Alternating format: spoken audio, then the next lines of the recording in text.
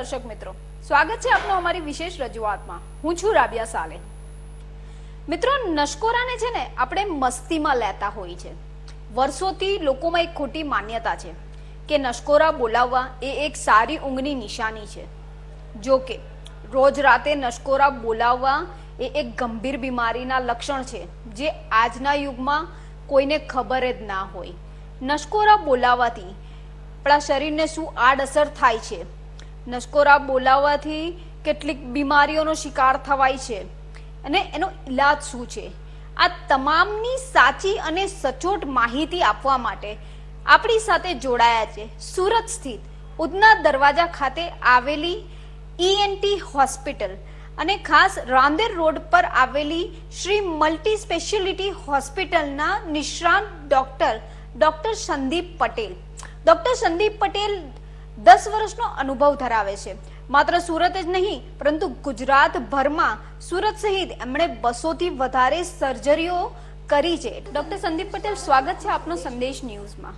Doctor, જ્યારે બીમારી ખાલી વર્ડ આવે ને એટલે ભલભલા ગભરાઈ જતા હોય, એટલે નસકોરાની જ્યારે વાત આવી રહી છે તો નસકોરા શું છે અને ખાસ કરીને નસકોરા સાચે જ એક બીમારી છે ખરી? નસકોરા બહુ જૂની ને કોમન બીમારી નહીં, એક સિમ્ટમ છે. બધાને ઓલમોસ્ટ આઈ કેન સે કે 80% લોકોને થોડા નસકોરા બોલતા હોય છે. નસકોરા સાધારણ નસકોરા બીમારી નથી, પણ સામાન્ય કરતાં વધારે નસકોરા એક બીમારી છે જેને અમે કહીએ ઓબ્સ્ટ્રક્ટિવ સ્લીપ એપનિયા સિન્ડ્રોમ.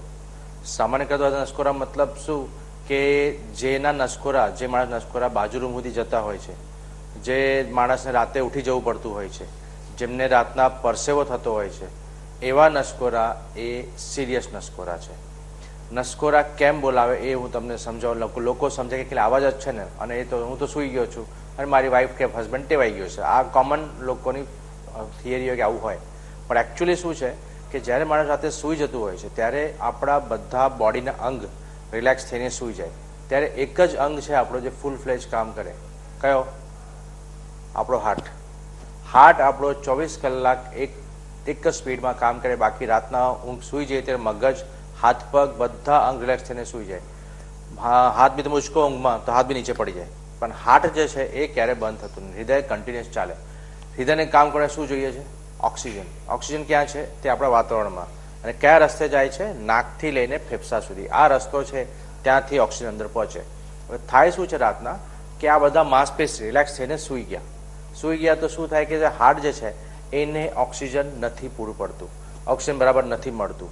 તો શું થાય? CO2 રિટેન્શન થાય, એટલે CO2 પૂરાય તો બ્રેનને સ્ટિમ્યુલસ થાય કે કંઈ પ્રોબ્લેમ છે.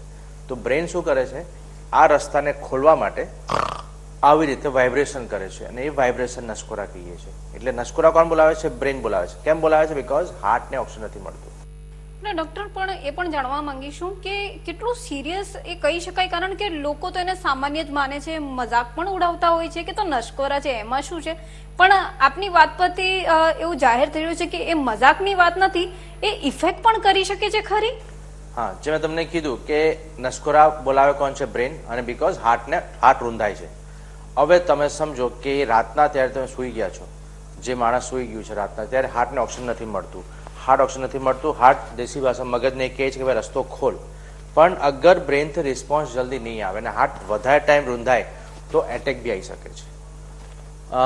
રાતના ઓક્સિજન નહીં પહોંચે મગજને તો લકવો બી મારી શકે છે. અને કોઈક વાર આ ખુલે જ નહીં, રસ્તો બંધ રહીને માણસ એક્સપાયર થઈ જતો. એ માણસ કે ખાસ કરીને 3 થી 5ની ઊંઘમાં તમે કદાચ જોયું બી હશે કે કોઈ કાકા સૂઈ ગયા સવારે ઉઠ્યા નહીં. એ આપણે, અને એ લોકો કે કાકાને એટેક આવી મરી ગયા, પણ કેમ?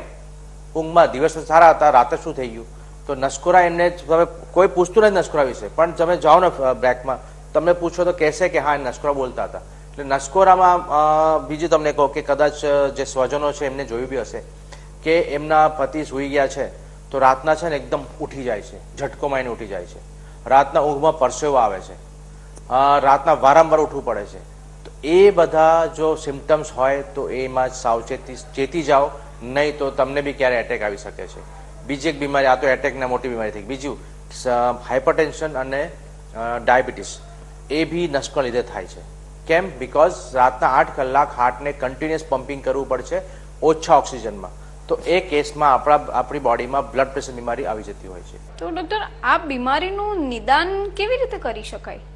જો સૌથી પહેલા તો મેં તમને કીધું કે નસકોરા બધાને બોલે, પણ સામાન્ય કરતા વધારે નસકોરા હોય તો ડોક્ટરને કન્સલ્ટ કરો. અને નિદાન કેવી રીતે થાય એનું કે નસકોરા માણસ હેલ્ધી છે, એમને બીજી કોઈ તકલીફ નથી, ચાલે ફરે કામ બધું કરે છે, ખાલી રાતે સૂઈ જાય ત્યારે આવાજ આવે છે, એમના સ્વજનો હેરાન થાય છે, કાં તો એમના ફ્રેન્ડ લોકો કહે છે કે ભાઈ તું હોટલમાં બીજું રૂમ લઈ લે, તું મારી જોડે રહેતો નહીં.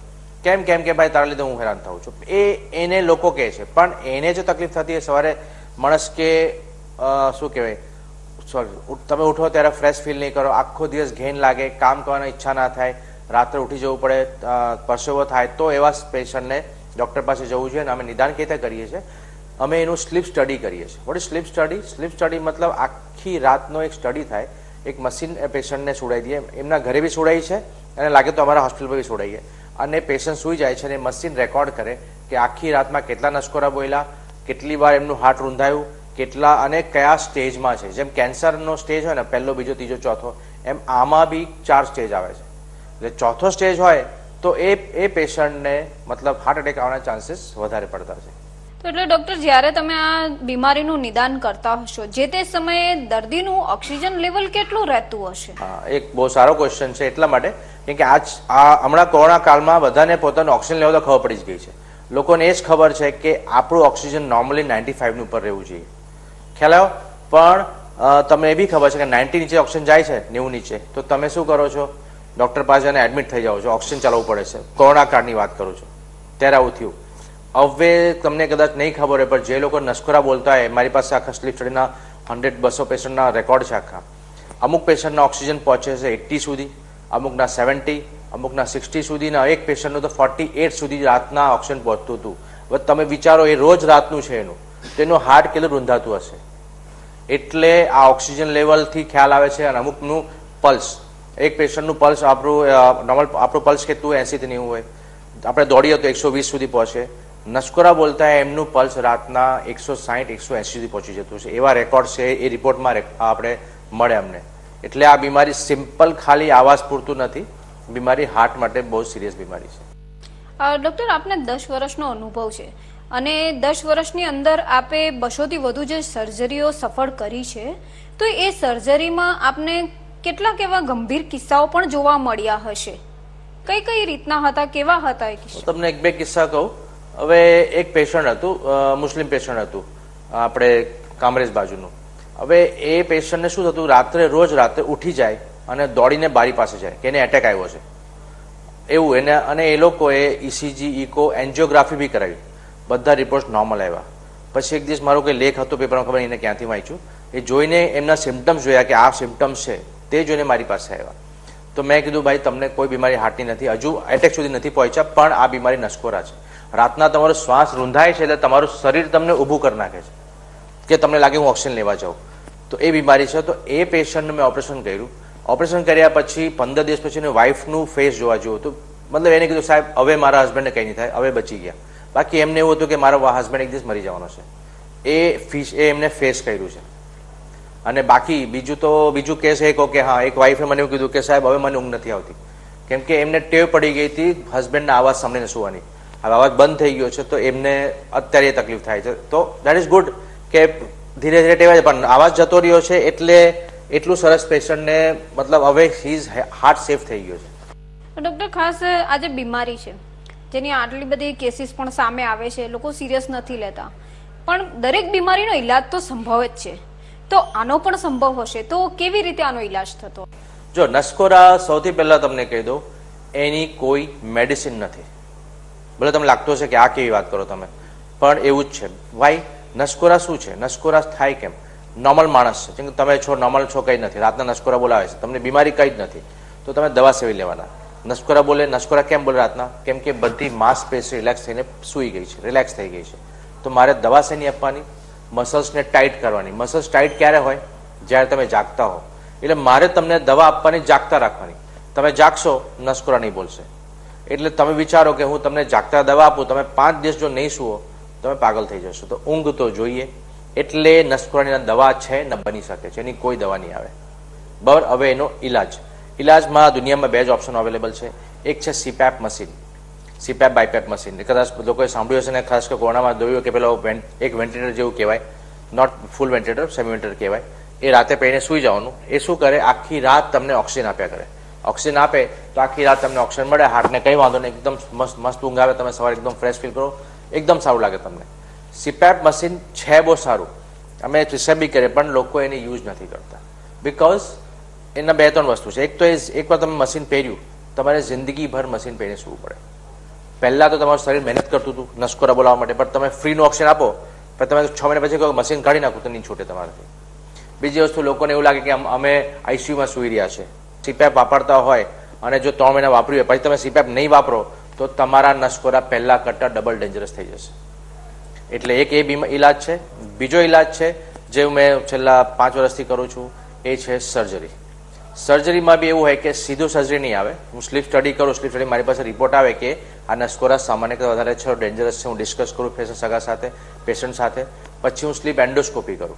સ્લીપ એન્ડોસ્કોપી એટલે શું કે હું પેશન્ટને ઇન્જેક્શન નાખીને સુવડાવું, એનેસ્થેસિયા આપીને, એનેસ્થેસિયા બી નહીં કહેવાય, એક ઘેનને ઇન્જેક્શન આપીને, અને મારી સામે ઓપરેશન થિયેટરમાં નસકોરા બોલાવું અને પછી રેકોર્ડ કરું કે જ્યારે નસકોરા બોલતા હતા ત્યારે કઈ વસ્તુ બંધ થાય છે.